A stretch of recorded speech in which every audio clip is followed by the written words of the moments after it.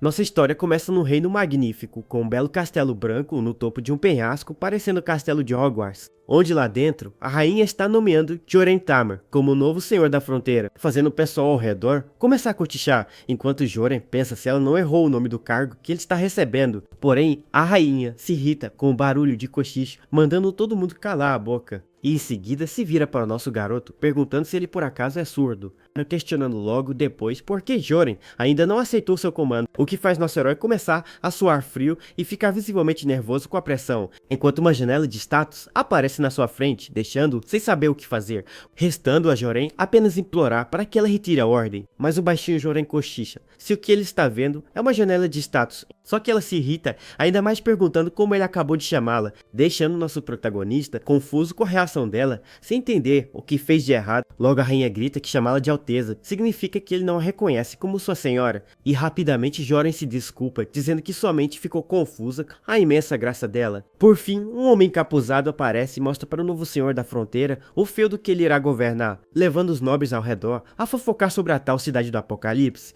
comentando que o lugar só tem monstros e não possui cidadãos ou mercado. Mas a rainha se irrita com a conversa e bate a espada, mandando todos fazerem silêncio, anunciando então que a cidade do apocalipse não existe mais e agora se chama Feudo Tamer. Assim, um mapa daquele lugar é mostrado para todos os presentes no salão, e o ministro se levanta perguntando o que é um senhor da fronteira, pois nunca ouviu falar, ouvindo da rainha que é normal, pois ela mesma acabou de criar esse título. O que deixa Joren chocado com a notícia, enquanto alguém o parabeniza pela sua sorte. Sua rainha diz que Joren é o primeiro da história e pede para ele proteger bem os súditos dela. Então Joren agradece a graça da majestade e ela levanta a espada para encerrar a cerimônia. Porém, em vez de tocar seu ombro, ela bate com a espada bem na cabeça dele, fazendo com que nosso protagonista só consiga xingar muito por dentro, por causa da situação. É revelado que na história do jogo Joren Tamer viraria o capitão da guarda real, mas por causa de um incidente ele acabava tendo um fim bem trágico. E os guardas comentam que o capitão age estranho desde que foi ressuscitado, se perguntando se o ritual deu errado. Nosso protagonista surta se perguntando por que de todas as pessoas ele foi parar justo no corpo de Joren, e se arrepende profundamente de ter aceitado a missão que o levou para aquele mundo. Então voltamos no tempo para conhecer sua vida antiga, como Bang Ho-young, um cara de 27 anos, cuja rotina diária era cuidar de seus irmãos mais novos, desde que seus pais faleceram há 3 anos. Por isso, ele trabalhava muito duro no centro de logística, pois queria dar uma vida melhor para eles. E depois de muito ralar no trampo, finalmente chega a hora do almoço e ele vai para a sala de descanso. Acontece que a única diversão que o nosso herói tinha era um jogo de celular chamado Reinado dos Dados, sua diversão em seus tempos livres, onde ele abre o jogo e pensa em qual personagem usar para fazer a missão diária, logo escolhendo a Xamã-Badger, que tem a habilidade de converter inimigos em aliados. E com essa belezinha ele nem precisava recrutar tropas, pois podia simplesmente roubar as do inimigo. A partida começa e um ogro gigante aparece na sua frente, mas nosso garoto usa a conversão sem nem pensar direito para transformar o bicho em seu soldado. Agora ele só precisava de mais alguns xamãs trolls para deixar seu exército completo. Por fim, vencendo a partida com 3.500 pontos de sobra, de repente uma notificação estranha surge na tela do seu celular enquanto ele joga, avisando que uma missão exclusiva de temporada chamada Defesa do Feudo do Apocalipse foi desbloqueada, o que deixa Joren confuso, pois Apocalipse era uma cidade e não um feudo no jogo. Mas ao ler a descrição, ele entra em choque com a recompensa absurda que a missão oferece, onde quem completasse a missão ganharia 10.000 por ponto e ainda 5 itens de grau mítico.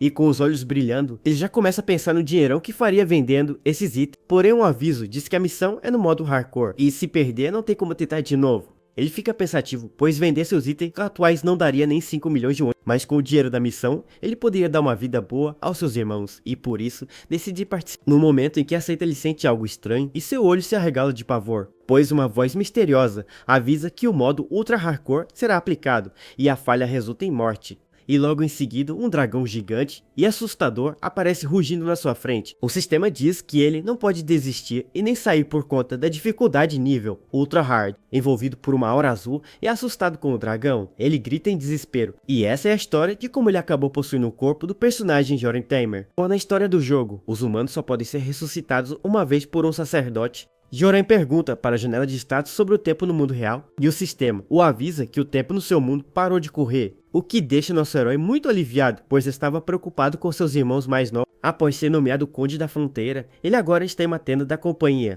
onde uma mulher ruiva chamada Lily o chama perguntando se ele está bem. Nosso protagonista diz que está tudo certo, mas o sistema mostra que Lilian está decepcionada com ele. Ele pensa que sempre que olha para alguém, seus status aparecem na sua frente, e a curiosa Lilian questiona o que ele quer dizer com janela de status. Com o comentário dela, o protagonista olha para ela suando frio, e Lilian comenta que ele não parava de repetir isso no caminho, fazendo Joren perceber que precisa falar em voz alta para que a janela apareça. Sem saber como explicar a situação, Lilian o questiona se ele lembra da primeira vez que se viram. Nosso herói responde que sim, enquanto pensa que já desbloqueou ela várias vezes no jogo.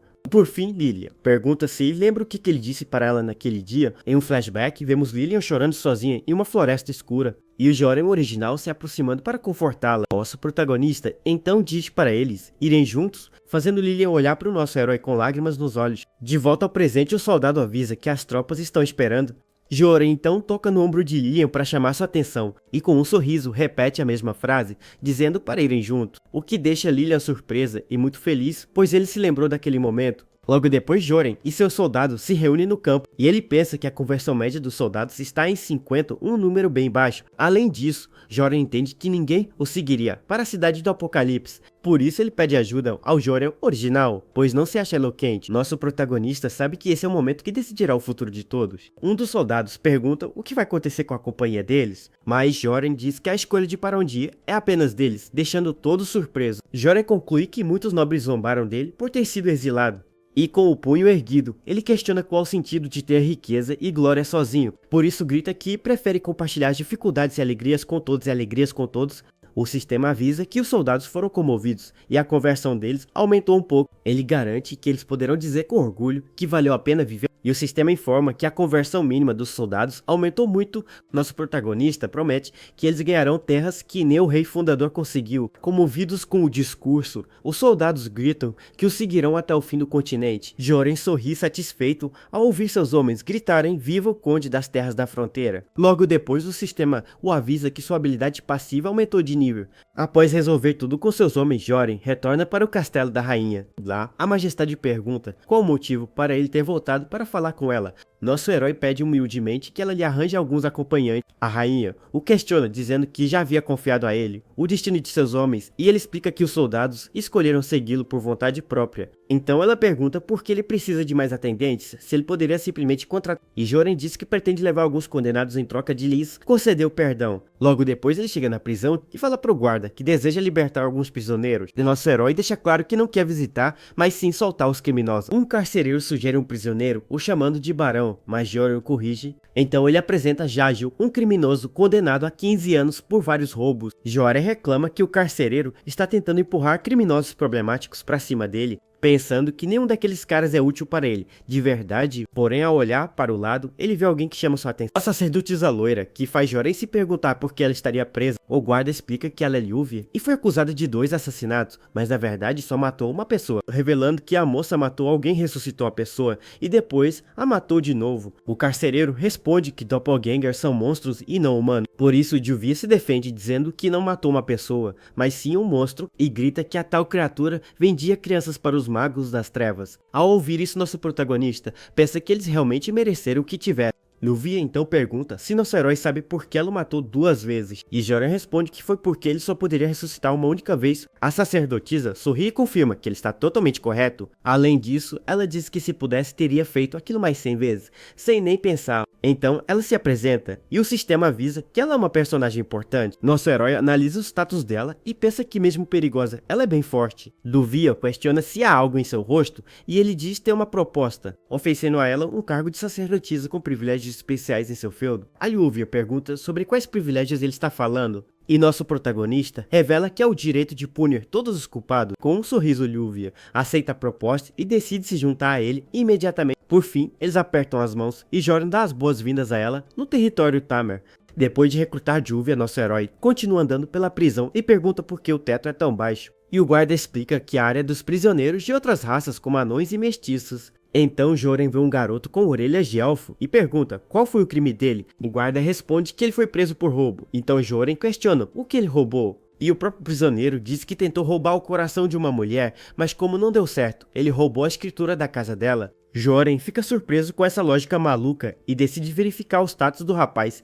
Seu nome é Bolnal, um mercenário de masmorra, mestiço que sofre de cleptomania. Além disso, suas habilidades como batedor e desarmador de armadilhas são excelentes. Nosso herói pensa que ter um mercenário seria muito mais útil e decide tentar convencê-lo. Por isso, comenta que passar 6 anos na prisão deve ser difícil para ele. Mas Bolnal reclama que a comida é tão ruim que nem os goblins comeriam e o trabalho é forçado. Joren percebe que a comida é o ponto fraco dele, então tem uma ideia brilhante e oferece soltá-lo em troca de sua ajuda, garantindo refeições deliciosas todos os dias. Bolnal fica tentado, mas diz que pode simplesmente comprar comida de fora com um pouco dinheiro para provar seu ponto. Joren pergunta ao guarda qual o menu da noite, e a resposta é nojenta. Com a cara de nojo, Bolnal não consegue nem processar o que ele supostamente iria jantar à noite na prisão. Por isso, grita desesperado que aceita ir por território de Joren, sem nem pensar 2 vezes. E com um sorriso vitorioso, nosso herói dá as boas-vindas a Bolnal no território Tamer. Logo depois, chegamos na mansão que Joren ganhou por seus feitos em batalha.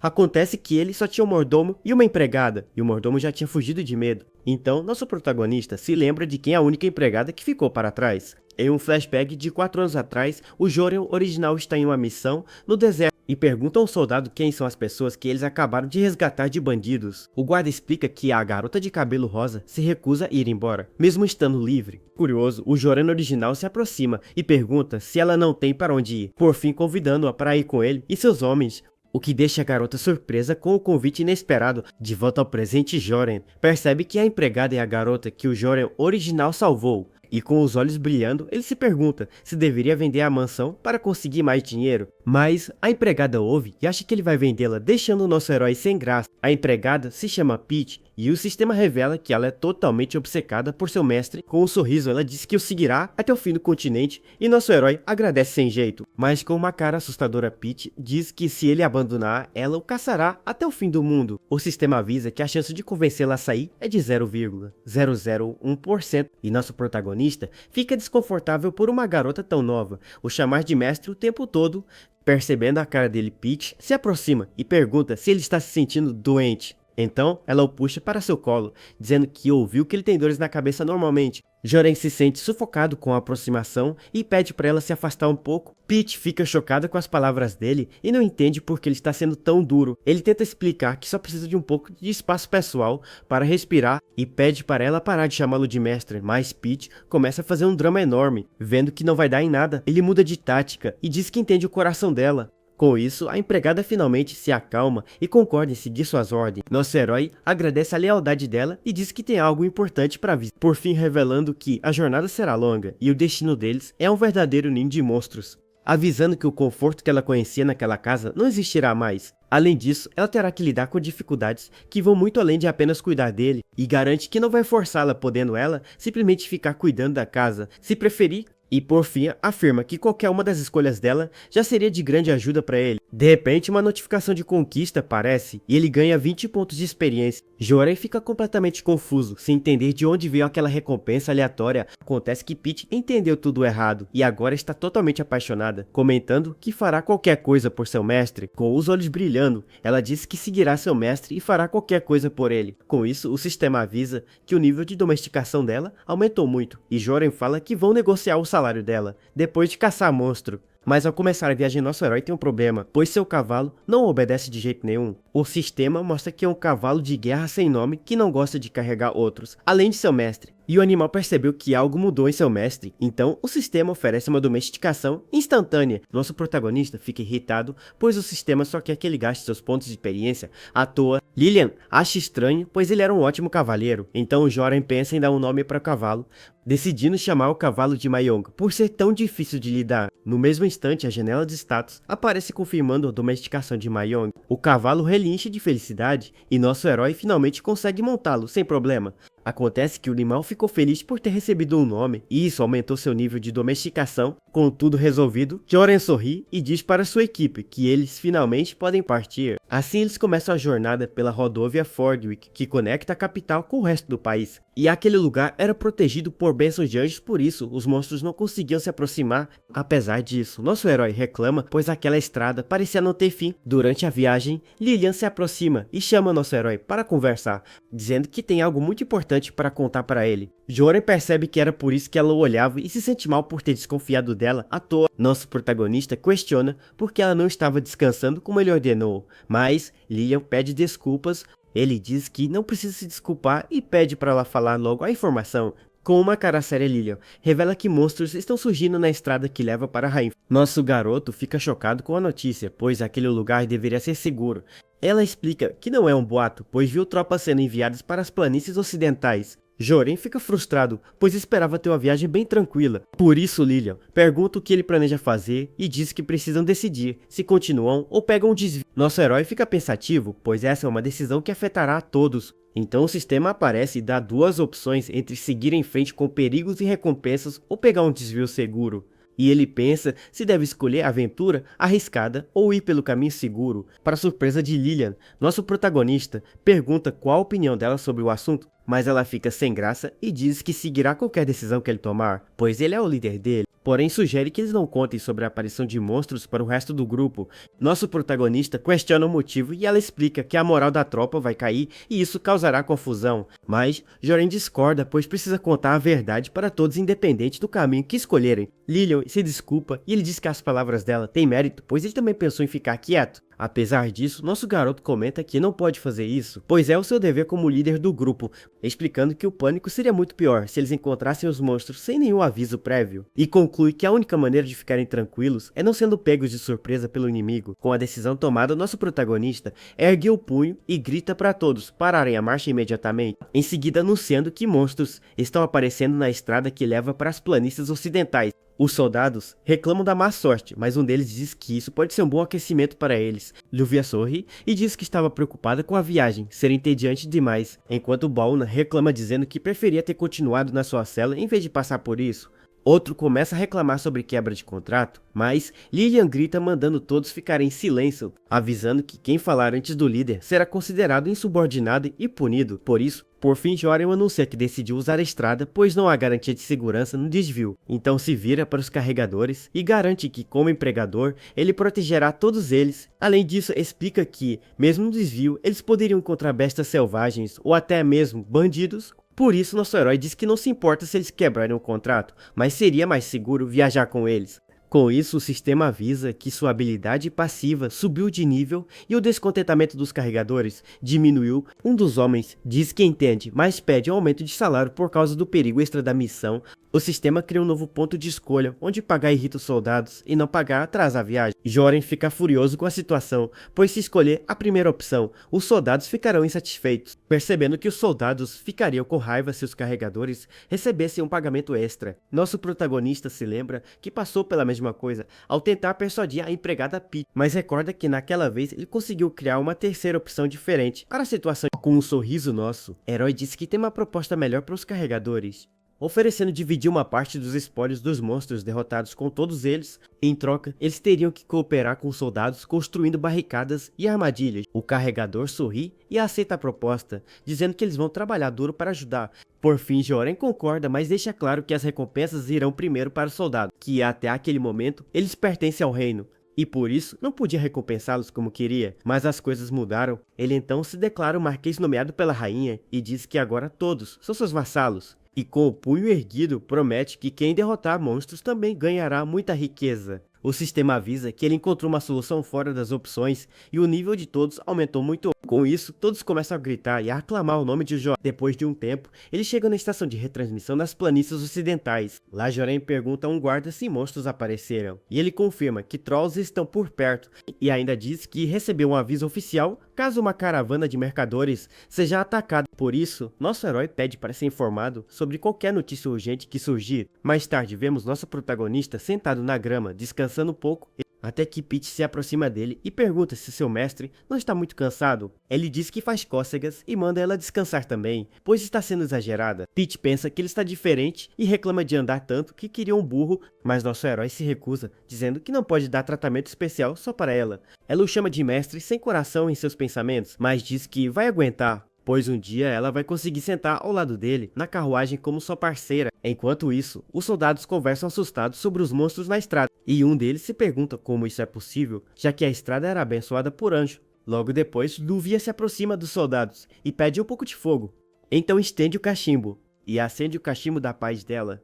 com um sorriso, pergunta ao soldado se ele quer saber por que os monstros apareceram, explicando que os anjos foram negligentes e não fizeram seu trabalho direito. E ainda diz para não se preocuparem com raios, pois ela pode reviver quem morrer.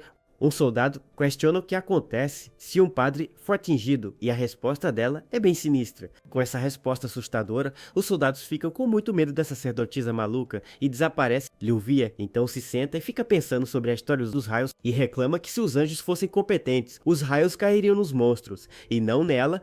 Em seguida, a sacerdotisa se vira e oferece o cachimbo para o nosso protagonista. Então, nosso garoto estende a mão e pega o cachimbo, pensando que seus irmãos ficariam horrorizados, mas lembra que aquele não é seu corpo de verdade. Lyuvia então pergunta a Jorel o que ele acha sobre os monstros nas estradas. Nosso herói pensa que a realidade e o jogo se fundiram, mas não pode contar a verdade. A sacerdotisa explica que uma bênção de 500 anos não duraria para sempre sem manutenção. Joren concorda e Lyuvia pergunta sobre seus pais, e ele revela que morreram no acidente. Lyuvia pede desculpas e pergunta se foram monstros que os levaram. Ele confirma, mas pensa que um criminoso com 4 antecedentes não pode ser considerado humano. Por isso a sacerdotisa diz que então eles têm algo em comum. Nosso protagonista concorda com um sorriso e diz para eles trabalharem bem juntos. Mas de repente Joren ergue o punho e grita para que todos parem a marcha. Lilian fica assustada com a ordem repentina e pergunta o que está acontecendo. Então, uma missão surge para proteger os vagões do monstro Mandragorani. Nosso herói reconhece o nome e lembra que eles eram pestes muito chatas no jogo. Acontece que são monstros tipo cervo que gritam para diminuir a velocidade dos seus inimigos. E Joren reclama que o sistema não avisa onde eles vão aparecer, mas vê algo se mexendo. E estranha o movimento das folhas, pois percebe que não há vento soprando no momento. Com a atenção no ar, todos no grupo ficam em alerta com a situação inesperada. Por isso nosso herói grita que Mandragoranes estão por perto e dá ordens para a tropa. Os soldados obedecem e formam um círculo de lanças ao redor dos vagões para protegê-los. Por fim ele manda os arqueiros e a Peach usarem algodão molhado para tapar os ouvidos de todos. Joren ordena que o segundo e terceiro esquadrões o sigam em formação de busca. Em seguida grita para Bouna jogar uma pedra nos arbustos para atrair os monstros. Obedecendo a ordem, Bouna arremessa a pedra no arbusto. Com isso, um dos Mandragoranes sai do esconderijo.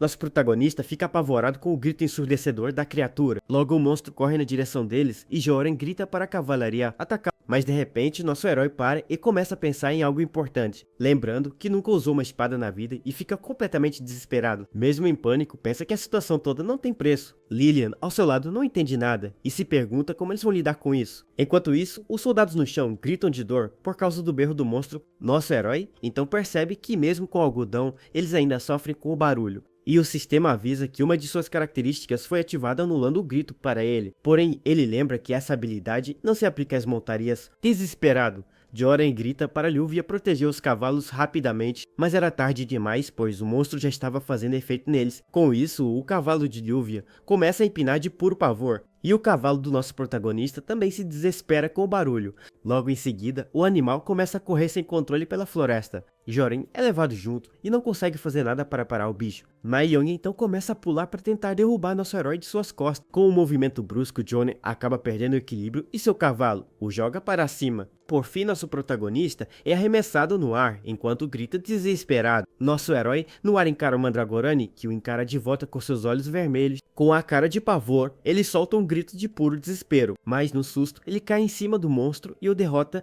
ganhando experiência e uma conquista. O sistema ainda o parabeniza por derrotar o chefe, e nosso herói fica sem reação. Porém, percebe que está cercado por vários outros Mandragoranes que chamam por seu líder. Os bichos olham para Joren com puro ódio nos olhos, e ele começa a suar frio de novo. De repente, seus soldados aparecem e gritam que vão proteger seu Lorde a todo custo. Com apoio, nosso herói se levanta e pensa que vai ensinar uma lição para esses monstros. O sistema explica que os monstros estão com medo, pois seu líder foi derrotado. Além disso, ele pode tentar domá-los, mas a chance de sucesso é de apenas 40%. Apesar do desafio, nosso protagonista grita e usa sua habilidade de reformação. Com isso, ele consegue domar 2 Mandragoranes que viram seus novos aliados na hora. Então Joren dá um grito de comando para seus novos companheiros na linha de frente. Obedecendo a ordem, as 2 criaturas gritam com toda a força para o resto do bando. Os monstros ficam completamente apavorados com o grito de seus antigos companheiros. Com a espada em mãos, nosso herói se prepara para lutar com os monstros e avança com uma velocidade incrível na direção dos seus inimigos. Com um sorriso, Joren comemora, pois sua tática do jogo funcionou perfeitamente. O sistema explica que o grito de um monstro domado pode ferir os inimigos. Agora cheio de confiança, ele balança sua espada sem medo algum. Nosso herói fica surpreso ao perceber que a espada é leve como uma pluma, percebendo que não é a espada que é leve, mas sim ele que está forte pra caramba. Nosso protagonista se lembra que o Jorem original era um cavaleiro muito poderoso, e o sistema avisa que sua força física foi adicionada ao corpo de Jorem. Basicamente, a força máxima dele agora é 3 vezes maior que a de um humano normal. Com um sorriso, ele comemora o bônus de força que ganhou por possuir um cavaleiro. Jorem fica confuso com o nome esquisito que o sistema deu para essa característica. Logo em seguida, os Mandragoranes começam a ser atingidos pelos ataques e outro monstro também é acertado em cheio. Vendo a vantagem, Jorem grita para seus homens atacarem com tudo que tem, mas os monstros domados se recusam a atacar, pois ainda são parentes. Jorem fica confuso, pois no jogo eles não eram assim, e se pergunta se a domesticação falhou. Irritado, ele manda os bichos ficarem para trás e gritarem se ele estiver em perigo. De repente, Lilian grita desesperada para avisar nosso herói do perigo. O Mandragorane corre na direção deles para atacar nosso protagonista pelas costas, mas Lilian não perde tempo e prepara sua lança e com um pulo acerta, em cheio a criatura, bem na cabeça. Só que o grito do monstro drena a força dos soldados perto. Jorem entende que precisa finalizar eles rápido e manda todos mirarem na garganta. Um dos monstros, com a testa sangrando, solta outro grito poderoso. Nosso herói comanda seus novos aliados para gritarem. O primeiro grito sai na hora certa. Jorem sorri, pois lutar com suporte que enfraquece o inimigo é muito útil. Ele continua a coordenar os ataques, mandando um gritar enquanto o outro espera. E assim o segundo Mandragorane solta um berro ensurdecedor nos inimigos. Com a tática funcionando perfeitamente, o monstro é atingido e cai derrotado no chão. Lilian fica sem entender nada e pergunta por que os monstros estão lutando entre si. Nosso herói diz que explica depois e pede para ela não atacar os dois que se separaram. Enquanto isso, os outros Mandragoranes ficam caídos no chão após a batalha. Mas de repente, nosso protagonista percebe que o resto deles está fugindo e se pergunta para onde.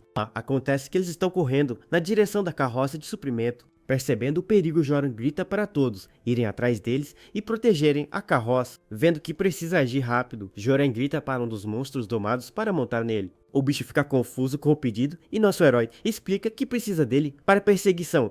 Lilian fica surpresa e não acredita no que seu Lorde está fazendo. Para surpresa de todos, Jorem consegue subir no Bambi adulto sem nenhum problema. Com um sorriso, Jorem comenta que quando não se tem um cavalo, o jeito é improvisar. Assim, nosso protagonista avança montado na criatura para alcançar os monstros. Enquanto isso, um soldado grita para a vanguarda se posicionar para proteger a carroça. Aí em cima do vagão, Bouna se prepara para atacar os monstros que se aproximam. Bouna grita que eles escolheram os oponentes errados para enfrentar. Em seguida, joga uma pedra com tudo acertando um dos Mandragoranes bem na boca. Com o impacto, a criatura cai no chão derrotada. Porém, os outros Bambis mantêm a postura e continuam avançando para a carruagem. Os soldados imediatamente iniciam a postura de defesa. Com as lanças, Luvia pensa que seu Lorde é muito mais corajoso do que ela imaginava. Por fim, ela começa a rezar, pedindo para seu Deus proteger os mais fracos na batalha.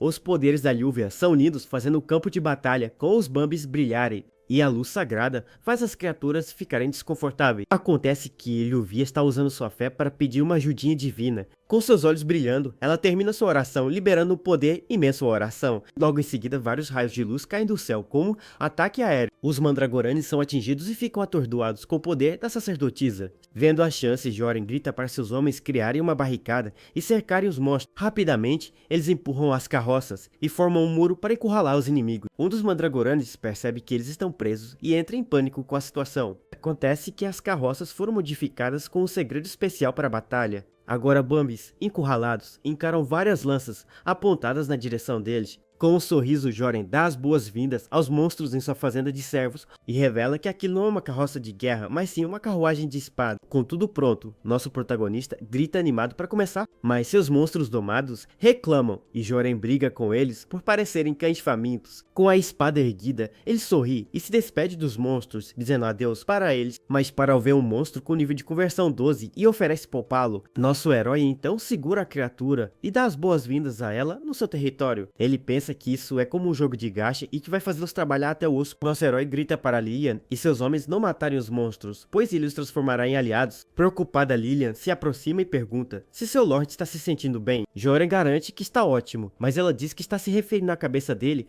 Ela questiona se o efeito da ressurreição o deixou maluco por querer tantos aliados monstros. Os soldados também ficam confusos e acham a ideia de domar monstros muito estranha. Com isso, o sistema avisa que o nível de conversão de todos vai cair se ele não os convencer. Irritado, nosso protagonista diz que já sabe disso e percebe algo em sua mão. Ele vê o pelo do monstro em sua luva e pensa que por ser macio, pode ser bem útil. Joren reúne todos e pede para ouvirem mesmo que a ideia pareça ridícula, que explicando que após ser revivido, ele despertou uma nova habilidade especial. Por fim, nosso herói revela que pode converter monstros e chama seus novos aliados para provar. Os dois Mandragoranes se aproximam e os soldados se perguntam por que eles estão com uma cara estranha. O sistema avisa que os bichos estão apavorados com a matança e os olhares do soldado. Joren então os acalma e promete feno delicioso se eles se comportarem bem.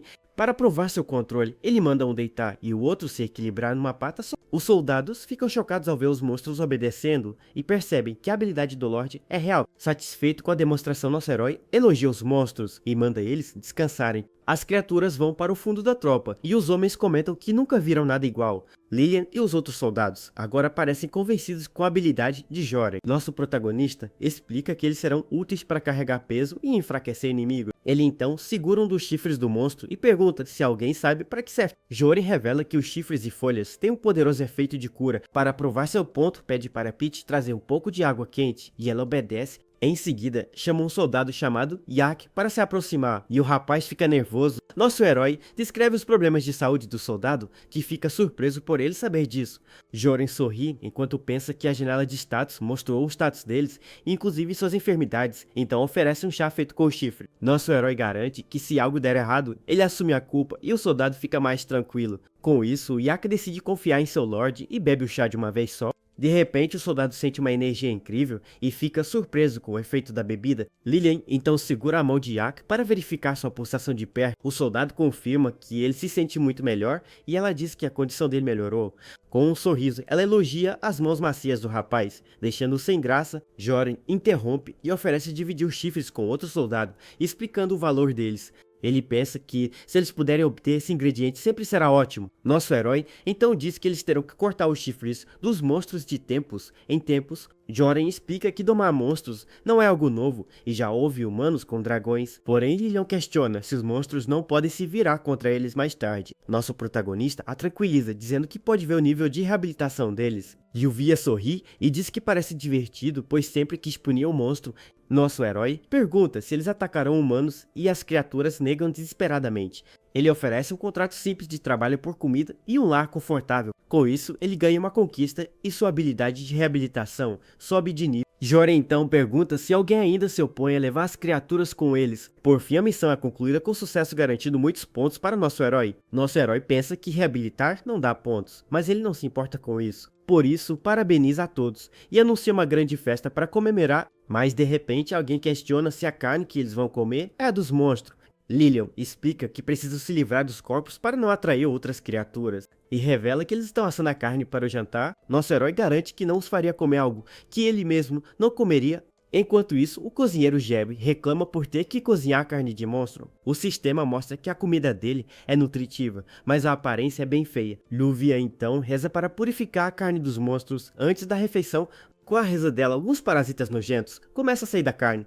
Joren experimenta a carne e diz que ela é mais comestível do que parece. Em seguida, pede para o cozinheiro seguir suas instruções na cozinha. Jerry duvida que a comida fique boa, mas nosso herói só reclama do tique dele. Nosso protagonista manda ele separar a gordura que está presa na barriga. Depois pede para enrolar a gordura no lombo e Jero acha um desperdício. Ele amarra a carne com um barbante e joga algumas ervas por cima para temperar. Em seguida, nosso herói coloca o lombo em uma chapa de ferro e o leva para assar. Joren pede para espetarem a costela, junto com algumas cebolas inteiras. Então nosso protagonista decide que a carne será servida ao ponto para todo. Mas o cozinheiro reclama e Joren se irrita mandando ele parar com o barulho. Depois nosso herói pega um pote e Peach curiosa pergunta o que tem dentro. Ele revela que é molho de soja e pensa que deveria ter comprado mais kimchi. O cozinheiro acha o tempero nojento e duvida que o mestre vai gostar daquilo. Porém, Joren diz que o gosto dos moradores do feudo é o que mais importa. Ele ainda adiciona álcool e chá na panela e Peach acha que é magia negra. Nosso protagonista então pede para Peach espremer algumas frutas para o tempero. O cozinheiro avisa que a carne está grelhada e Joren manda deixá-la descansar. Logo depois, nosso herói começa a fatiar a carne, que parece bem suculenta. Ele então joga um pouco de sal e oferece um pedaço para Jerry experimentar. Com um pouco de receio, o cozinheiro finalmente abre a boca e prova a carne e fica chocado com o sabor, fazendo seus olhos se arregalarem de surpresa. Com a cabeça baixa, ele se desculpa e Joran proíbe seu tique para sempre. Logo depois, o sistema avisa que sua habilidade passiva subiu para o nível 6. Os soldados agora comem a carne felizes e elogiam o quão macia e saborosa. Nosso herói então manda os cozinheiros irem comer e assume o resto do trabalho. Com isso, todos começam a festejar e aproveitar a comida com muita alegria. Mas de repente, dois homens sentem um cheiro diferente e se perguntam o que é. Com um sorriso confiante, Joren prepara para apresentar seu novo prato especial, anunciando que o nome daquele prato é Mandragorani Bulgogi. Por fim, um prato delicioso aparece e todos gritam maravilhados com a aparência. A noite cai e a lua cheia ilumina o acampamento de nosso herói. Depois da grande festa, todos os soldados dormem tranquilamente em suas redes, mas Lilian continua acordada e pensativa, se perguntando como Joren, que nunca cozinhou na vida agora, está fazendo pratos com monstros. Além disso, ele até mesmo serviu a comida para todos com um sorriso no rosto, e como se não bastasse agora, ele está até domesticando criaturas do mal. Apesar de tudo, Lilian decide que vai continuar confiando em seu capitão, não em seu lord. De repente, uma sombra surge na tenda e ela pergunta se Joren ainda está acordado. Com isso, ela se aproxima da tenda lentamente, mas a sombra na tenda chama sua atenção. Lilian grita desesperado o nome dele, achando que algo de ruim aconteceu. E sem pensar duas vezes, ela se joga na direção da tenda. Porém, nosso garoto estava lá dentro treinando com um boneco de palha. Lilian fica completamente sem graça e grita que ele a assustou pra caramba. Ela pergunta se Joren estava treinando e ele confirma que sim. Lilian fica um pouco sem graça com a situação. E ali dentro da tenda, ela finalmente começa a questionar nosso herói sobre tudo. Ele então explica que depois de ser revivido, esqueceu como usar a espada e controlar sua aura. Ela comenta que percebeu isso na luta e que o jeito dele segurar a espada era pior que de um novato. Lilian diz que perder memórias é normal, mas tem uma coisa que a deixa muito curiosa. Ela o questiona como a força dele aumentou tanto se ele esqueceu como lutar. Afinal, ele arremessou um monstro pesado com uma mão e cortou os outros sem dificuldade. Joren então brinca que talvez quando se perde uma coisa, você acaba ganhando outra. Mas Lilian ainda está desconfiada sobre a habilidade de domar monstros, e ele garante que é real. Ela o critica por aceitar criminosos e usar monstros, dizendo que o antigo Joren jamais faria isso.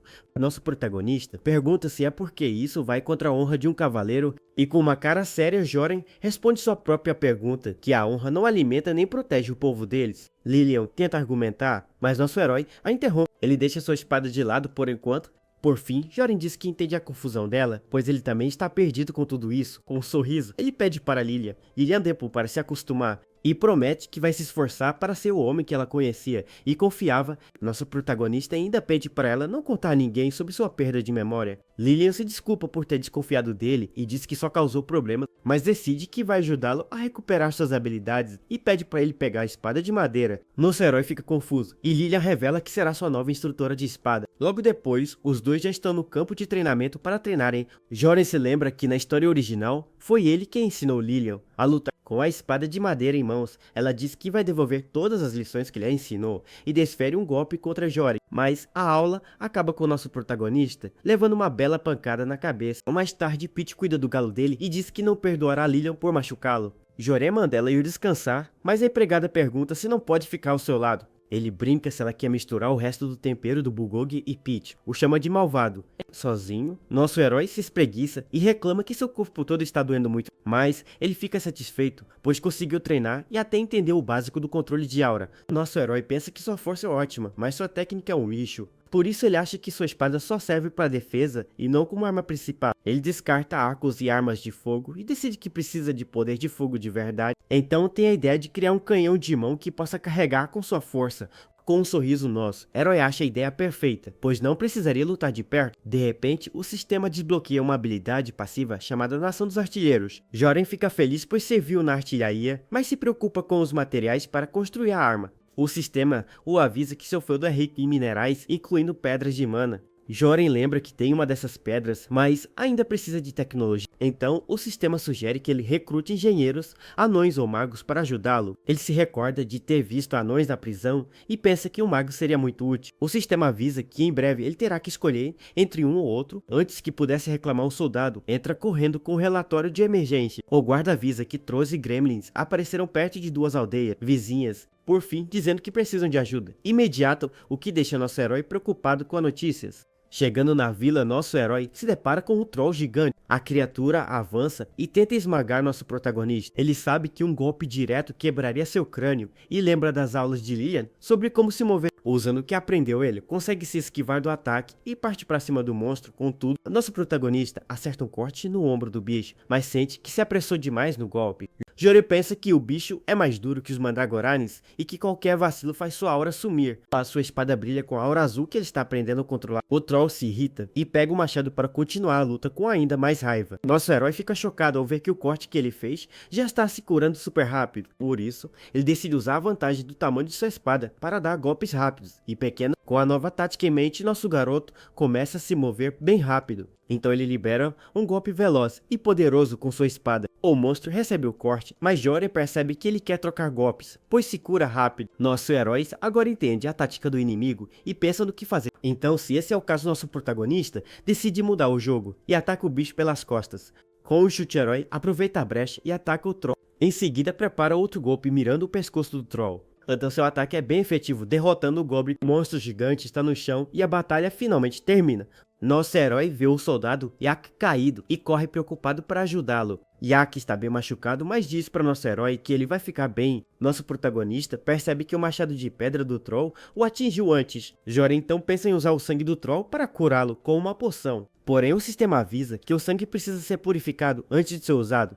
Yak pede para ser deixado para trás e começa a falar de seus sonhos e promessas. Nosso herói pensa que ele devia calar a boca e parar de levantar bandeiras de morte. Ele então ajuda Yak e diz que não vai perdoá-lo se ele morrer. Com um olhar sério, nosso protagonista grita chamando por Honey. De repente, os Mandragoranes aparecem respondendo ao chamado de seu mestre. Joran manda um deles levar o soldado e fugir se encontrar algum perigo no caminho. Com a situação sob controle, nosso herói dá ordens para seus monstros ajudarem na batalha. Mas de longe ele vê o soldado Ryu em apuros com outro troll gigante e se desespera. Ryu tenta lutar, mas o monstro é muito forte. Então ele tem a ideia genial de usar sua habilidade para domar o monstro à distância. Logo o sistema avisa que seus pontos de experiência estão sendo usados para domesticação. O troll fica envolto por uma aura azul e se pergunta o que diabos está acontecendo com ele. Com um grito, nosso herói manda a criatura olhar para o lado imediatamente. O monstro obedece, mas ainda está confuso e pergunta o que Jory fez com ele. O sistema mostra os status do bicho e avisa que ele ainda é hostil com os humanos. Jory então manda Ryu recuar e deixar que ele cuide do novo aliado problemático. O soldado fica preocupado, mas nosso herói garante que vai segurar a linha de frente sozinho. Com a ordem, Ryu corre para um lugar seguro enquanto o troll fica parado sem entender. De repente, um troll menor aparece e questiona por que ele está ajudando os humanos. Nosso protagonista apenas observa a situação e o sistema mostra que o novo inimigo é bem mais fraco que o monstro que ele acabou de domar. Com um sorriso confiante, nosso herói já sabe exatamente o que fazer. Ele aponta para o troll menor e grita para seu novo aliado atacar com tudo. Obedecendo a ordem, o monstro gigante avança e usa sua arma contra o pescoço do troll. O troll fica sem entender o que acabou de acontecer. O troll domado fica de pé sobre o troll. Com um grito de guerra, ele levanta sua arma para dar o golpe final no inimigo. Joren pensa que só um vigarista sabe como pegar outro e que vai lembrar dessa tática. Com a vitória, o monstro comemora achando que fez um ótimo trabalho, mas ele percebe que foi enganado e que os humanos são muito traiçoeiros, vendo que o monstro iria se voltar contra ele. Joren age rapidamente contra o troll, e então a metade do troll tomba sobre o corpo do troll menor. O sistema avisa que troll menor se regenerou, então Joren prepara outro ataque contra eles com um golpe poderoso e rápido. Nosso garoto finalmente encerra a vida da criatura. Joren pensa que valeu a pena gastar seus pontos para salvar Ryu. De repente, um dos Mandragoranes se apavora e implora para não ser o próximo a morrer. Nosso herói então caminha para ir embora, porém é pego de surpresa. Joren fica um pouco irritado, mas dois trolls aparecem para atacar o protagonista. O sistema avisa que a habilidade de domar está em tempo de recarga por 1 minuto. Sem sua melhor carta na manga, ele manda seu monstro gritar quando os inimigos atacarem com o tempo contra ele. Nosso protagonista agora precisa pensar em um novo plano. Mas de longe, nosso herói vê uma silhueta estranha se aproximando do meio do caos. Joren se prepara para lutar, porém percebe que a figura não parece ser um troll. De repente, uma explosão acontece e ele se pergunta se aquilo foi magia. Nosso garoto então olha em volta, pois nunca ouviu falar de um mago naquela vila. Logo uma voz grossa pergunta o que ele está procurando por ali. Ele fica chocado ao ver que quem falou foi um anão parado bem na sua frente. Enquanto isso, o Thor caído no chão sussurrou o nome Truyer. Antes de apagar, Jorah então lembra que precisa acabar com o monstro antes que ele se regenere, porém o anão o impede e manda o cara alto não se intrometer no seu caminho. Nosso protagonista fica confuso e se pergunta o que diabos é aquilo. Com um martelo na mão, Truyer diz que uma vez que você bate o prego, esmagando uma pedra completa, que você deve cravá-lo até o fim. Com a martelada, a pedra em sua mão começa a brilhar e ficar super quente. O anão se concentra e se prepara para arremessar seu projétil improvisado. Por fim, ele joga a pedra que causa uma explosão gigantesca no local. Com a explosão, o corpo do Troll é completamente destruído, sobrando apenas suas pernas. Nosso herói fica de boca aberta, pois o poder e o arremesso foram como uma granada. Jorah se aproxima e diz que aquilo foi incrível e mais forte que magia de explosão. O anão o corrige e diz que seu nome é Burneval Luntin e não o que ele falou. O sistema então mostra que ele é um engenheiro anão que ama explosões. Com os olhos brilhando, Jorah diz que ele é quem ele procurava, mas Burneval desconfia. De repente, nosso protagonista saca sua espada sem dar nenhuma explicação. Burneval se assusta e pergunta por que ele está puxando a arma do nada. Mas nosso herói grita para ele ficar parado e passa correndo por ele. Acontece que outro troll apareceu e Jorah pula para proteger o anão do ataque. Com um golpe certeiro, a espada de nosso garoto atinge o monstro em cheio. Ele grita e usa toda a sua força para empurrar a criatura para longe. Em seguida, nosso herói acerta outro golpe, preciso bem no pescoço do inimigo. O bicho tenta falar alguma coisa, mas só consegue soltar um gemido de dor. Por fim, Jorah reclama que aquela praga era muito resistente e difícil de matar. Com a espada em mãos, nosso herói se prepara para o que vier. Aliviado, ele finalmente respira fundo e guarda sua arma. De repente, Burneval pega a mão suja do nosso protagonista. Jorah comenta que assim vai sujá-lo e o anão fica sem entender. Com os olhos brilhando, Burneval se desculpa por ter duvidado de seu salvador, mas o momento é quebrado por um garotinho chorando pela mãe no meio dos destroços. Ao redor a vila está destruída e as pessoas choram por seus entes queridos. De repente, Yuvia surge e diz que a mesma história está começando de novo. Ela então dá uma longa tragada em seu cachimbo, parecendo bem calma. Os moradores desesperados correm e imploram para a sacerdotisa salvar suas famílias. Yuvia explica que precisam juntar todos os pedaços para a ressurreição dar certo. Um dos homens se irrita e grita que ela é responsável por não revivê-los logo. Vendo a confusão que está se formando, Jorah decide que precisa intervir na situação. Ele pede calma, pois a ressurreição gasta poder, e Yuvia não consegue fazer tudo sozinha. Jorah diz que entende a dor deles e que os Cavaleiros Sagrados chegarão ao meio-dia para ajudar. O sistema explica que juntos eles podem fazer ressurreições em massa, mas não em quem já foi revivido. Por fim, Jorah pede para que orem pelos que se foram e garante que sua tropa protegerá a vila. Bouna então aparece e dá uma bronca nos moradores por reclamarem de quem o salvou. Com a bronca, os moradores ficam sem ter o que dizer e abaixam a cabeça envergonhados. Com o discurso, todos se acalmam e agradecem ao conde e seus homens pela ajuda na batalha. Com isso, uma notificação aparece e a habilidade passiva do nosso herói sobe para o nível 7. Mais tarde, na barraca de Jorah, conversa com Burneval, que o questiona sobre seu nome. Mas de repente, Peach aparece e briga com o anão, por ser tão informal com seu mestre. Com orgulho, ela se apresenta como uma empregada do glorioso cavaleiro Jorah Temer. Burneval a provoca chamando-a de serva e Peach grita que ela é uma empregada e não uma serva. Para acalmar os ânimos, Jorah pede para Peach trazer cerveja e petiscos, mas o anão diz que não fuma. Nosso protagonista fica muito surpreso com a recusa, pois nunca viu um anão que não fumasse. O anão, então, explica que se fumar, ele perde a sensibilidade ao cheiro da pólvora. Então Burneval pede uma cerveja escura e nosso herói manda Peach buscar o pedido dela. Por fim, nosso herói se desculpa pela grosseria da sua empregada e pede para ele o chamar apenas de Jorah. Burneval fica surpreso e diz que nosso herói é bem corajoso por ser tão direto. Ele comenta que não é o cargo que faz o homem, mas sim o contrário, pois se alguém muda por um chapéu chique é porque já era pequeno antes. Nosso herói concorda e pergunta se ele já pensou na sua proposta de recrutamento. Então o sistema avisa que a chance de recrutá-lo é de 50%. Burneval parece pensativo e diz que já considerou a proposta, mas não acha que consegue aceitar. Então nosso herói o encara sério e fala que vai ser totalmente honesto com ele. Burneval admite que gosta de Jorah e de seu plano de armas, mas Jorah pergunta qual o problema já que não são os monstros. O anão explica que sua preocupação não é ter monstros no caminho, mas sim não ter nenhum. Com um sorriso, nosso protagonista diz que ele é um homem incrível e pergunta por que não aceita. Então assim, acontece que o anão revela que não consegue suportar estar sob as ordens de outra pessoa, pois ele teria que jurar lealdade e teme que seu temperamento ruim estrague a relação dele, mas nosso herói o tranquiliza e diz que não quer transformá-lo em seu vassalo. O anão questiona se é um contrato de mercenário, mas Joren revela que quer que ele seja um conselheiro, explicando que seria um conselheiro de armas e não um subordinado, mas sim um professor. E o anão fica chocado. Burneval duvida e pergunta se é sério, pois não quer fazer trabalho braçal como mineração. Nosso protagonista garante que não faria isso com um artesão talentoso, pois seria um desperdício. A palavra artesão o atinge em cheio, e ele se pergunta se alguém já o chamou assim antes. Em um flashback, ele lembra de ser chamado de lunático, obcecado por explosões que destruiriam a mina. De volta ao presente, Pete chega trazendo cerveja e petiscos para os dois conversarem melhor. Burneval fica animado e pergunta se a cerveja é de galha e nosso herói confirma que é melhor. O anão diz que Joren sabe tratar bem sua raça e nosso garoto pensa que se parece com seu antigo chefe. Recomenda um pedaço de carne. Burneval pergunta se Joren pode prometer uma coisa: se ele aceitar a proposta, a única condição dele é que nosso herói continue fornecendo aquela comida e bebida deliciosa sempre. Com isso, uma notificação do sistema aparece e avisa que sua habilidade de influência subiu para o nível 8. Satisfeito, nosso protagonista sorri e dá as boas-vindas a Burneval no território Tamer. Mais tarde, o Cavaleiro Loiro chega e parabeniza o Marquês pelo seu trabalho duro na vila, mas Joren pede para o vice-comandante falar com ele de forma mais casual, pois é só um Cavaleiro Júnior. O cavaleiro recusa e o sistema revela que seu nome é Demis e sua lealdade à rainha é excessiva. Demis reclama dos batedores e Joren fica chocado ao ver que ele é um guerreiro de rank espada do dragão. Acontece que nesse mundo, os guerreiros são classificados por espadas e esse rank é forte, o bastante para encarar um dragão. Por isso, nosso herói pensa que é impossível recrutá-lo, pois sua lealdade à rainha é muito alta.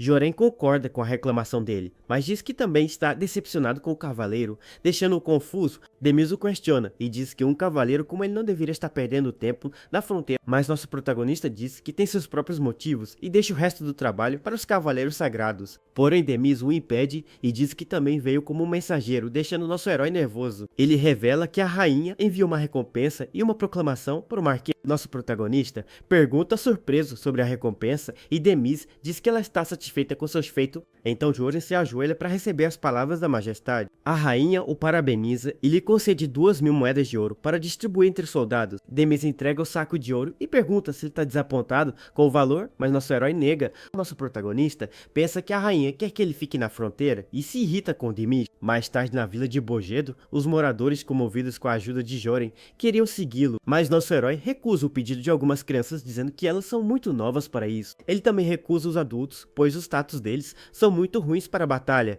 Joren fica frustrado, pois esperava recrutar um mago, mas não encontrou ninguém com potencial. Mas de repente, alguém o chama pelas costas e ele se vira para ver quem é. Curioso, nosso herói pergunta quem é a pessoa que está falando com ele. Uma garota de cabelo verde se apresenta como Meirion, uma maga do clima, e agradece por ele ter salvado sua vida. Com isso, o sistema avisa que ele encontrou um personagem-chave e que recrutá-la seria de grande ajuda. Joren pensa que sua escolha foi correta, pois conseguiu uma maga, mas se preocupa com a mana dela. Meryl se desculpa por ser uma maga inútil e pede para se juntar a ele. Nosso protagonista então segura a mão dela para tranquilizá-la. Com um sorriso ele a dá as boas-vindas ao território Tamer, deixando-a sem graça. De repente o sistema avisa que o tutorial acabou e ele ganhou Rank S, recrutou 2 talentos e 9 monstros. Por fim, eles finalmente chegam no feudo Tamer, mas o lugar está completamente destruído e abandonado. Ao descer do cavalo, nosso herói pisa em algumas larvas nojentas que saem de um saco de grãos. Vendo a situação, Joren pensa que o lugar está muito pior do que ele imaginava. Sem saber o que fazer, ele apenas diz que não tem ideia por onde começar a arrumar a bagunça. O sistema então anuncia que o capítulo 1 começou e ele precisa se preparar para a primeira defesa. Nosso herói sorri e pergunta quando o jogo de defesa vai começar. Logo, uma contagem regressiva de 10 segundos aparece e ele se desespera achando que são 10 horas. Mas, para seu pavor, a contagem continua e o tempo está se esgotando rapidamente. A contagem regressiva deixa nosso herói em pânico, pois ele percebe que são segundos e não dias. Ele fica sem entender, já que escolheu a estrada principal justamente para ter mais tempo de preparo. Então o sistema explica que ajudar as vilas no caminho consumiu todo o tempo e a missão começa. Logo à janela do estágio, um aparece e o objetivo é defender o escritório do Distrito Leste. Nosso protagonista fica preocupado, pois o escritório ainda está bem longe de onde eles estão no momento. E para piorar, o sistema avisa que a vanguarda Goblin já partiu e ele só tem 2 horas até o ataque. Por isso, Joren manda o Mandragorani número 8 ir na frente para espionar as armas e o número dos inimigos. Em seguida, ele reúne seus soldados e os avisa que eles não podem deixar os goblins se infiltrarem, mas os moradores locais começam a reclamar e se perguntam se mais monstros estão vindo para o local. Eles questionam se nosso herói está ali para lutar ou para expulsá-los pelo deserto. Com isso, o sistema avisa que os moradores estão muito ansiosos e a devoção deles está caindo rápido. Então o homem diz que é estranho goblins marcharem em unidades e pergunta como Joren sabe disso. Ele não entende porque atacariam um lugar em ruínas e o sistema revela que ele é um ex-tesoureiro. Nosso protagonista diz ter uma habilidade especial e jura que renuncia se os goblins não aparecerem. O tesoureiro acha uma boa ideia, mas nosso herói aposta seus bens e proíbe ele de resmungar se vencer. Com um sorriso, Joren garante aos moradores que eles não serão convocados e que ele cuidará de tudo. Lilian o questiona sobre a promessa e ele diz que não tem bens para dar de qualquer forma. Ele pergunta se ela não confia nele e Lilian diz que a história de prever monstros é bem estranha. Sem graça, nosso herói diz que deve ser um efeito colateral de sua nova habilidade. Ele pensa que é fácil para ele saber de tudo, pois tem a janela de status, mas entende a desconfiança. Porém, Lilian o interrompe e diz que confia totalmente em seu Lorde. Nosso protagonista fica comovido com a confiança dela e ela pede para ele dar as ordens. De repente, o Mandragorani volta e avisa que 50 goblins estão vindo com machados e espada. Joren agradece e pergunta se ele viu mais alguma coisa, mas o bicho fala de uma névoa preta. Nosso herói fica confuso com a tal névoa e a criatura não consegue explicar direito. Então Joren pede ajuda ao sistema para ver o que seu monstro viu na floresta. Com um sorriso, ele se lembra que se pode se comunicar também pode compartilhar a visão. Logo o sistema desbloqueia uma nova habilidade que o permite compartilhar memórias com monstros. Nosso protagonista reclama por uma habilidade tão boa só aparecer agora que ele precisa. O sistema diz que é um bônus e pergunta se ele quer cancelar, mas nosso herói nega na hora. Com um sorriso, nosso herói pede para seu monstro se lembrar da névoa novamente. Então ele toca na criatura e usa sua nova habilidade para ver suas memórias. De repente, Joren se assusta com o que ele começa a ver. Acontece que a névoa é a névoa de guerra do jogo, que esconde áreas inexploradas. Assim como no game, ele precisa explorar para poder ver o mapa por inteiro. Além disso, ele sente o cheiro ruim da névoa e pensa que ela pode ser venenosa. Com a nova habilidade, Joren agora pode sentir tudo que seus monstros sentem. O nosso protagonista entende que a névoa serve para impedir o Spawn Kill. Spawn Kill é quando você fica esperando o monstro nascer para matá-lo na hora. Por isso, alguns jogos deixam os inimigos invencíveis por um tempo e outros punem os jogadores que entram na área de nascimento dos monstros. Com um sorriso, ele diz que vai dominar o primeiro estágio e manda todos o seguirem. Logo em seguida, a tropa começa a se preparar para a batalha que está por vir. Seus homens carregam as carroças com muitas armas e armaduras para a luta. Por fim, os soldados marcham animados para enfrentar os goblins que se aproximam no caminho para o escritório. Uma das rodas da carroça de suprimentos acaba quebrando. Joren percebe o problema e reclama que a roda não está se movendo de jeito nenhum. Ele então desce do cavalo e diz para distribuírem o peso direito antes de mandar todos saírem. Ao checar mais de perto, nosso herói vê que o eixo da roda quebrou e decide removê-lo. Com a ajuda de um carregador, Joren tenta tirar o eixo da carroça com muita força. Vendo a cena, o anão Burneval comenta como o trabalho dos humanos é desajeitado. Ele fica só olhando enquanto Joren e o carregador continuam se esforçando para mover a carroça. Irritado, o anão reclama que até mesmo esqueletos fariam um trabalho melhor que ele. Burneval então grita com Joren por ele estar se esforçando sozinho em vez de pedir ajuda. Mas com o martelo na mão, ele diz que já terminou o conserto, deixando todos chocados. O anão então joga uma roda novinha em folha que ele acabou de construir para eles. Burneval pergunta se nosso herói pretende usar a carroça como barricada e ele confirma. Por isso, o anão sugere usar as rodas dianteiras, pois não precisam de nada para não rolarem. Além disso, ele explica que foram feitas para remover e recolocar e ainda servem de escudo. Joren fica maravilhado com a ingenuidade dos anões e Burneval diz que conta com produção de arma. Com tudo resolvido, nosso herói comemora o que aprendeu e manda suas tropas marcharem em 2 colunas. Ele pensa que se bloquear o objetivo, o poder de fogo aumenta. Mas, se a defesa quebrar, já era. O mapa do sistema mostra que o ideal seria colocar unidades de longo alcance nos morros. Porém, ele lembra que o solo é muito escorregadio e seus arqueiros não teriam estabilidade. Então uma dica do sistema avisa que goblins não são do tipo floresta e têm dificuldade em escalar. Vendo a situação, a Magameira pergunta se pode ajudar, pois nunca lutou com tantos monstros. Nosso herói diz para ela se concentrar na magia e a palavra floresta, ou faz ter uma ideia? Meryl se lembra que a janela de status dizia que seus monstros eram do tipo floresta. Joren então chama o soldado Yak e manda o Mandragorani número 8 vir até ele. Montado no bicho, nosso herói aponta para o morro, e o monstro diz que não há problema. Para sua surpresa, a criatura consegue subir o morro escorregadio sem nenhuma dificuldade. Com a sua ideia funcionando, Joren se questiona como a criatura pode agir, como se nada estivesse acontecendo. Por isso, o monstro oferece mostrar seus pés, mas nosso herói diz que já sabe como eles são. Então, com um sorriso, Joren manda os arqueiros e Baúna montarem nos Mandragoranes para subirem o morro, mas Baúna se recusa a subir no monstro e jogar pedras e ainda chama nosso protagonista de maluco. Nosso herói então fecha os olhos e respira fundo para não perder a paciência com a teimosia deles. Irritado, ele decide que vai usar seus pontos de experiência para resolver logo essa situação. De repente, o sistema avisa que a primeira onda de ataque vai começar em apenas 10 segundos. Uma onda de ataque é quando um monte de monstros aparecem e geralmente são 10 por estágio. E com a contagem regressiva, a primeira batalha, para defender o feudo finalmente, começa. Logo em seguida, um exército de goblins com olhos vermelhos surge marchando na direção deles. Joren então grita para os arqueiros mirarem na fileira de trás em vez da linha de frente. Os goblins ficam completamente confusos com a tática inesperada do nosso herói. Do topo do morro, nossos soldados se preparam e Joren dá a ordem para eles atirarem. Com isso, uma chuva de flechas voa rapidamente na direção dos inimigos. Por fim, as flechas acertam em cheio os goblins da retaguarda, surpreendendo a todos. Com o ataque surpresa, os goblins gritam e correm desesperados para fugir das flechas. Joren então grita para Baúna cuidar dos inimigos teimosos que ainda avançam em cima do monstro. Baúna aceita a ordem de seu lord com um olhar bem sério e com uma mira certeira ele acerta uma pedra bem na cabeça de um dos goblins. Acontece que ele usa um estilingue para atirar várias pedras de uma só vez. Com os goblins encurralados, nosso herói grita para os lanceiros se posicionarem. Os monstros então percebem que o caminho está bloqueado por uma carroça de suprimento. Por isso, o líder deles manda todos escalarem o morro para fugir da armadilha. Mas os lanceiros já estavam preparados e fincam suas armas no chão para detê-los. Com isso, um goblin pisa nas lanças e machuca seu pé na armadilha improvisada.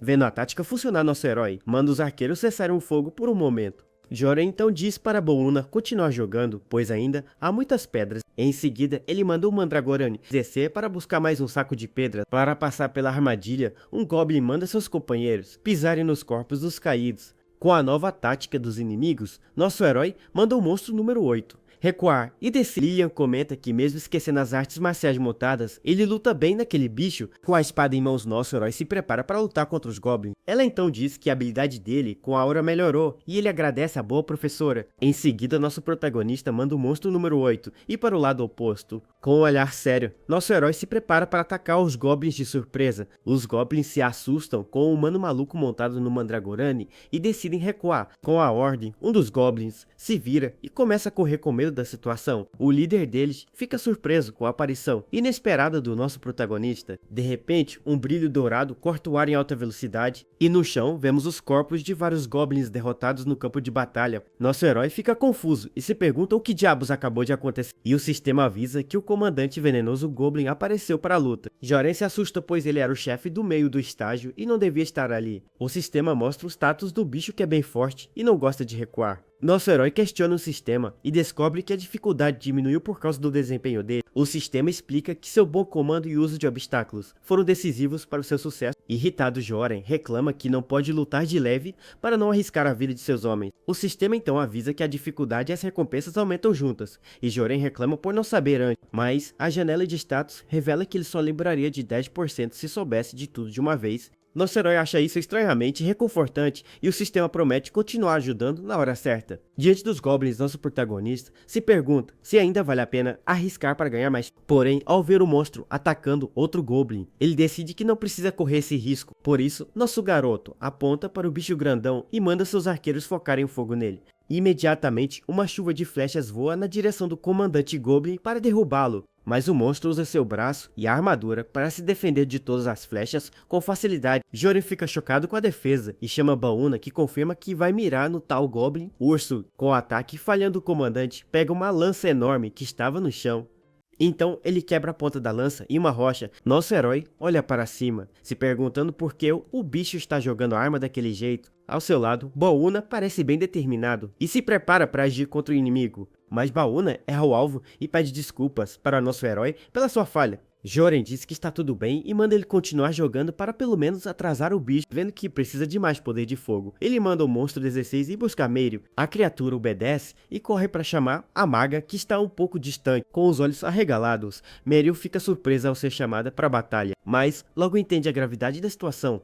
Joren então confirma e pede para ela mandar uma rajada de vento forte no bicho grande. Com isso ela tenta usar sua magia, mas nada acontece e a maga fica confusa. Nosso protagonista também se surpreende, pois a magia dela simplesmente falhou. Então Meryl começa a chorar e pede desculpas por não conseguir ajudar na luta. Ela se sente completamente inútil e Joren percebe que precisa fazer algo. O sistema explica que no jogo se usa um dado de 20 lados para calcular o ataque. Porém, existe um limite e nesse mundo, outras coisas afetam os números além da sorte. Enquanto isso, a maga tenta parar de chorar, mas se sente mal com seu fracasso. O sistema mostra que sua magia varia de 1 a 111 e a falta de confiança a atrapalha. Joren então diz que é normal ela sentir medo com tantos monstros por perto. Ele pede para ela não se pressionar e que uma rajada de vento fraca já seria o suficiente. Enquanto isso, o comandante Goblin fica só observando a conversa dos dois de longe. Nosso herói diz que ela é uma das duas melhores magas, mas Meryl fala que só tem duas. Com um sorriso, Joren responde que isso a torna ainda mais legal e insubstituível. Com as palavras de Joren, a maga se sente especial e decide tentar sua magia de novo. Então seu cajado começa a brilhar com uma energia azul muito poderosa. Com um grito, ela libera uma ventania absurda na direção dos inimigos. Nosso herói fica de boca aberta com a força da corrente de ar que ela criou. Os goblins são pegos de surpresa e não conseguem nem ficar de pé com o vento. Até mesmo Bouna se assusta com a ventania repentina que surgiu do nada. Acontece que o vento levanta uma pedra enorme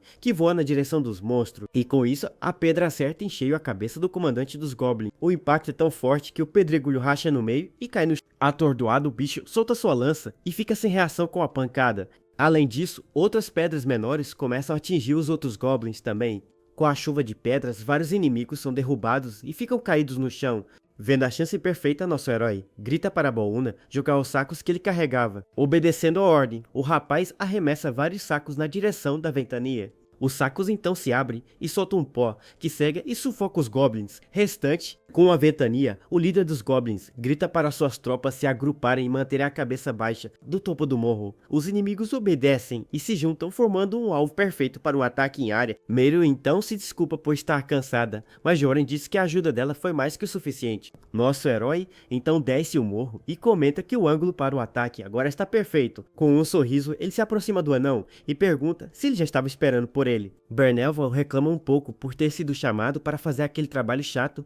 Nosso protagonista então toca na joia azul que está presa em seu peito para ativá-la. Com um sorriso, Joren diz que está na hora de mostrar para os goblins como a artilharia é assustadora. De repente, uma arma gigante aparece e a maga fica chocada sem entender o que é aquilo. Nosso herói então revela que aquilo é um morteiro, mas Meryl nunca ouviu falar disso. Ele então mostra uma pedra mágica primordial e diz que é melhor que o cajado mágico. Joren revela que ganhou a joia na cerimônia e a coloca dentro do morteiro para usá-la. O sistema explica que, diferente das normais, o dono pode escolher o atributo dessa pedra. Por isso, nosso herói manda a janela de status configurar o atributo para a propulsão explosiva. A joia brilha e ele sorri, satisfeito, pois tudo funcionou perfeitamente, e elogia o anão pelo trabalho. Bernelval então diz que a pedra não é a única coisa que se encaixa perfeitamente.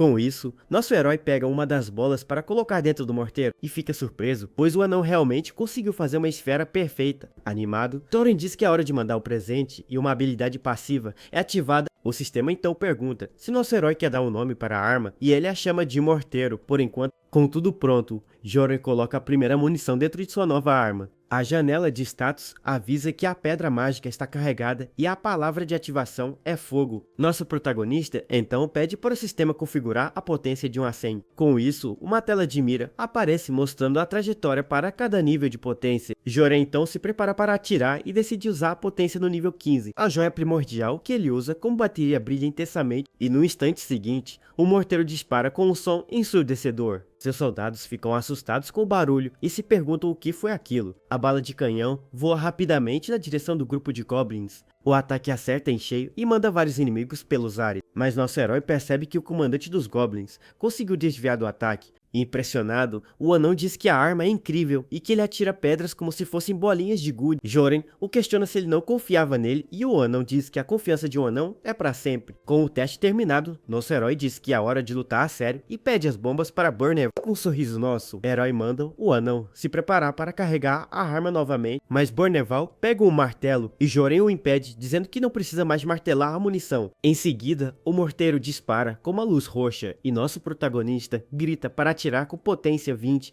Um dos goblins olha para cima com puro ódio no olhar. enquanto o projétil se aproxima, e com uma grande explosão laranja, a munição acerta em cheio o campo de batalha. O ataque é tão forte que os goblins são completamente aniquilados. Um mago chamado Ciclope observa tudo e se pergunta que tipo de magia seu Lorde está usando. Burnivel fica chocado com o poder da arma e admite que nosso herói estava certo o tempo todo. Joren então sugere fazer pedras explosivas menores para usar com arcos, mas o anão não entende. Nosso herói brinca que não é uma elfa e sugere usar estilingues como os Halflings, mas Burneval se recusa e diz que seus braços são fortes o suficiente para arremessar as pedras. Joren então explica que seu canhão é diferente, pois jogar com as mãos é muito limitado, porque com a artilharia eles podem lançar as pedras mais longe, mais alto e em maior número. Com os olhos brilhando, o anão admite que foi um idiota teimoso e que Joren estava certo. Enquanto isso, Lilian e seus homens continuam lutando bravamente na linha de frente da batalha. O comandante dos goblins grita furioso e avança para o ataque com sua lança. Porém, Lilian o encara com um olhar sério e se prepara para o confronto. Com sua lança, ela consegue bloquear o golpe poderoso da criatura. Logo em seguida, o monstro é cercado pelos outros soldados da tropa. De longe, Joren elogia a luta e Lilian diz que eles dão conta do recado sozinhos. Ela ainda diz que contra tantos inimigos, não precisam lutar de forma justa jogando a culpa das táticas toda nele. Sem graça, nosso herói muda de assunto e manda todos se prepararem para se proteger, avisando que quando os inimigos se aproximarem, eles usarão uma arma nova. Os soldados ficam confusos e perguntam se é a explosão que viram antes. Lilian então grita para eles obedecerem e todos correm para se abrigar. Ela pensa que é estranho seu Lorde criar armas, mas que confia nele mesmo assim. Enquanto isso, Burneval entrega a nova munição que acabou de criar. Nosso herói diz que está perfeita, mas o anão pergunta para que serve o buraco. E com um sorriso sinistro, Joren faz uma analogia bem estranha sobre um prato de anão.